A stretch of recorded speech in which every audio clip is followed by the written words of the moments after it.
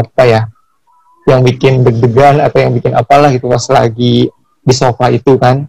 Iya. Nah itu dilatih terus sama Dininya gitu kan. Dan Dini pun alhamdulillahnya dia bagus gitu actingnya, jadi bisa ngebawa gitu. Dan sebelum acting itu pun sama-sama minta maaf sih, Dini minta maaf, maaf ya kalau misalkan nanti bahasanya kayak gini.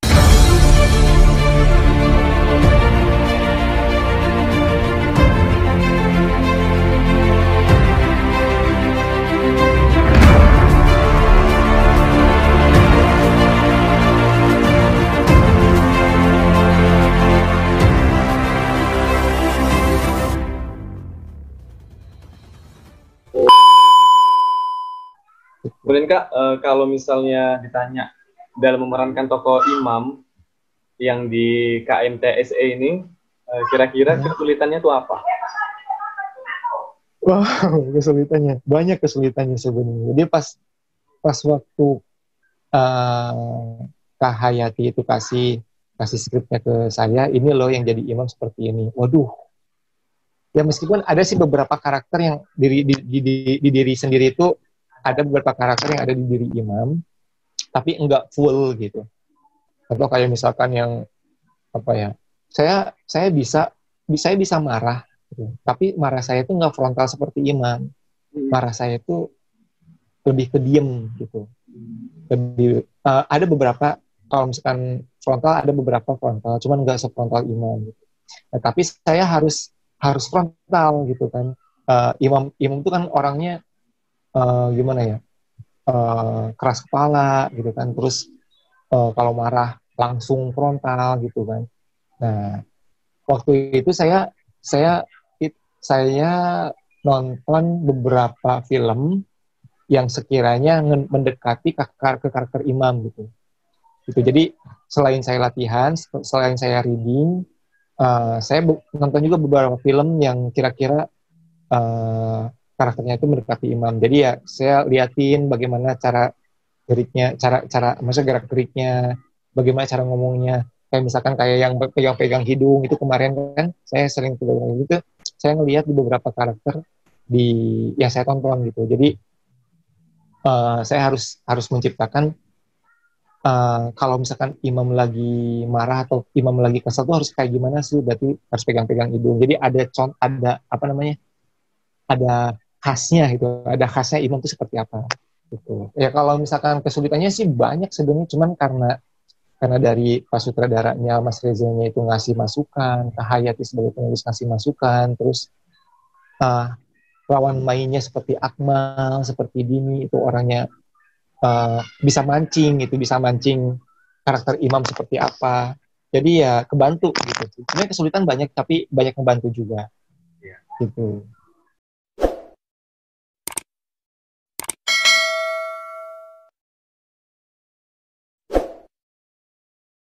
Karena kan waktu saya lihat pertama kali kan nonton Wijaya Cinta, nonton kakak ini kan acting sebagai Adam. Terus sama yang apa namanya menanti pilihanmu itu juga. Jadi karakternya itu kan protagonis semua, baik-baik semua kan. Jadi pada saat nonton yang bagian Cahaya Cinta Ramadan, itu jujur saya ngekeh. Saya senyum-senyum sendiri karena kan saya perhatikan itu kayak misalnya Kak Fiona, kemudian kayak Kak Akmal sama Kakak kan saya baca karakternya itu gimana. Ternyata pada saat jumpa karakter antagonis lucu juga. Tapi ya tetap karena ya itu karena apa ya, saya tuh lebih kalau misalkan marah itu nggak ke frontal gitu. Jadi kalau misalkan frontal lebih ke lucu gitu. Di kantor pun pada bilang gitu. Maksudnya kalau misalkan saya marah nih, misalkan ada kerjaan, terus saya marah gitu, atau misalkan marahnya agak frontal, malah kok lucu sih, malah gitu.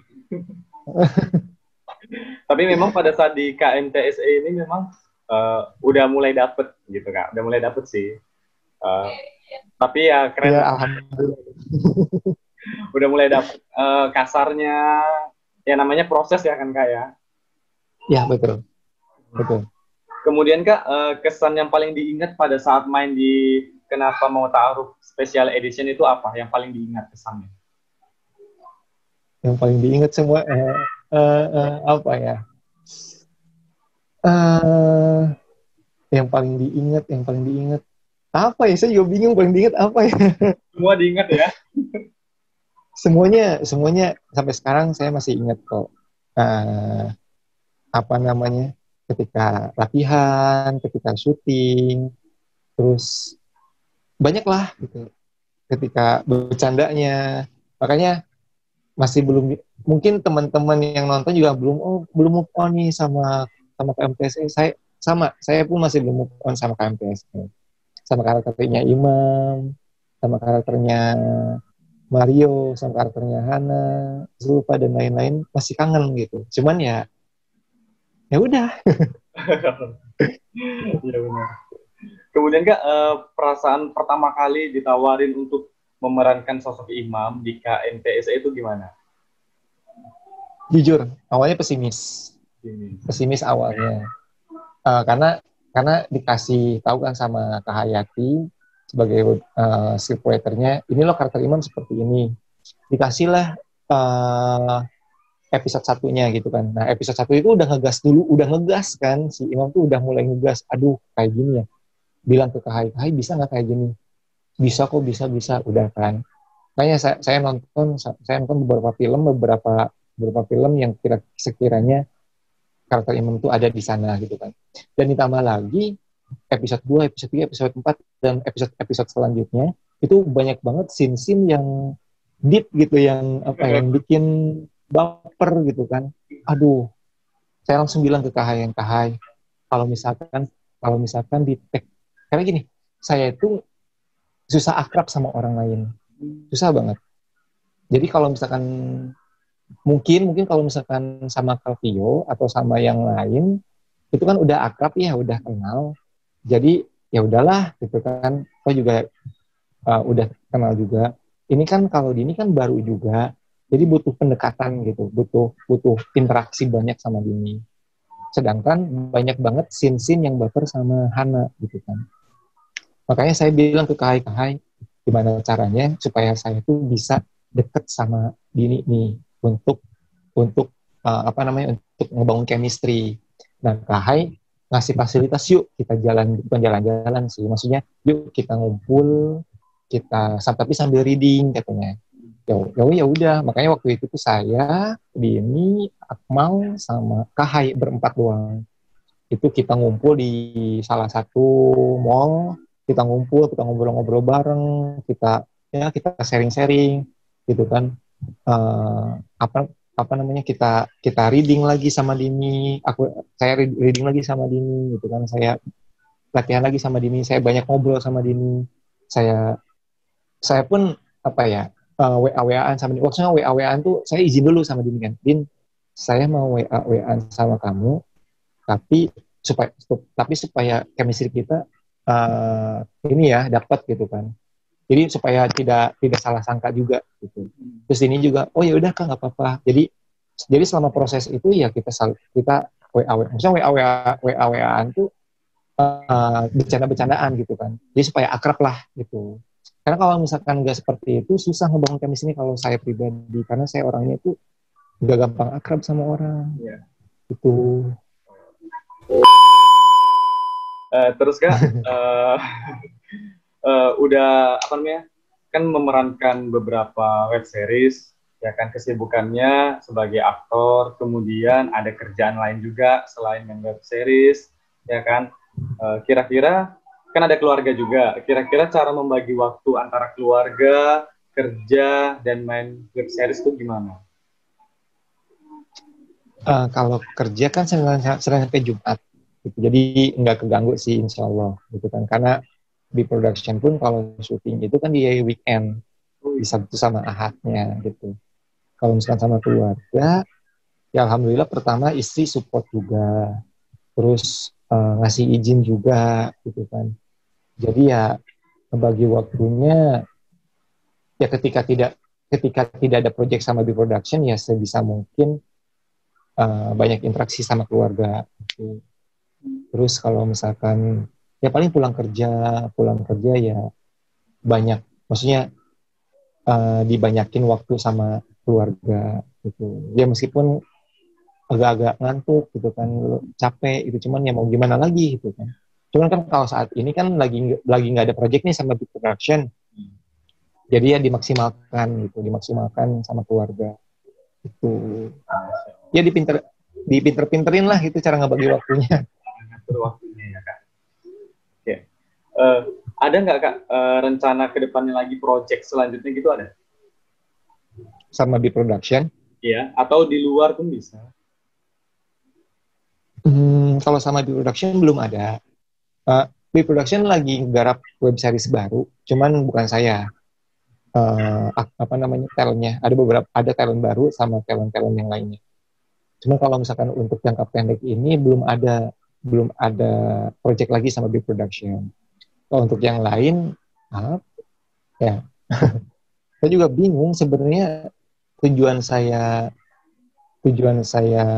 buat buat acting gini tuh ya awalnya untuk bisa dakwah gitu, bisa ceramah gitu kan, lewat lewat visual, maksudnya lewat dunia acting gitu kan. Nah, di production yang nerima saya gitu. Cuma kalau misalkan yang di luaran yang apa ya, yang tidak sejalan seperti di production, kayaknya enggak deh. Gitu. Cuma Tapi kalau misalkan ada yang apa ya, belum tahu juga sih. waktu itu kalau nggak salah 2019 ya, saya kan sempat lihat story dari Kak Ruri, ya kan? Itu yang waktu ke Bukit itu yang karate atau apa itu film atau gimana? Oh, gini, jadi yang di sana itu uh, untuk katanya sih untuk festival film gitu. Dan itu tuh syutingnya itu di gunung. Ya. Syutingnya di gunung, genrenya itu adventure, terus ada sedikit horornya juga, berpetualang gitu. Nah, kebetulan saya kan suka naik gunung gitu. Jadi, oh ya udahlah sekalian aja karena udah lama banget nggak naik gunung kan gitu. Jadi, Iya. oh ya udah sekalian aja gitu. Maksudnya sekalian nyalurin hobi naik gunung ya, sekalian tambah pengalaman juga gitu. Jadi ya saya coba ikut Oh, gitu. berarti ikut di dalam film itu. Ikut karena waktu itu karena memang apa namanya, setnya itu di gunung gitu. Itu bener-bener di gunung sih, itu bener-bener di gunung. Jadi ya mumpung di gunung saya bisa naik gunung gitu. Sudah tayang? Filmnya sudah tayang atau masih proses? Katanya sih waktu itu kan untuk di festival film ya, tapi di grup sekarang itu masih belum ada konfirmasi sih. Oh, belum Gitu. konfirmasi. Oke Kak, kalau menurut Kakak nih kan udah lama, hampir 2 tahun ya di B Production. Kira-kira menurut Kakak sendiri arti dari B Production itu gimana? Bagi saya Ya, bagi Kakak. satu satu satu kata aja sih buat di production, Apa itu? keluarga.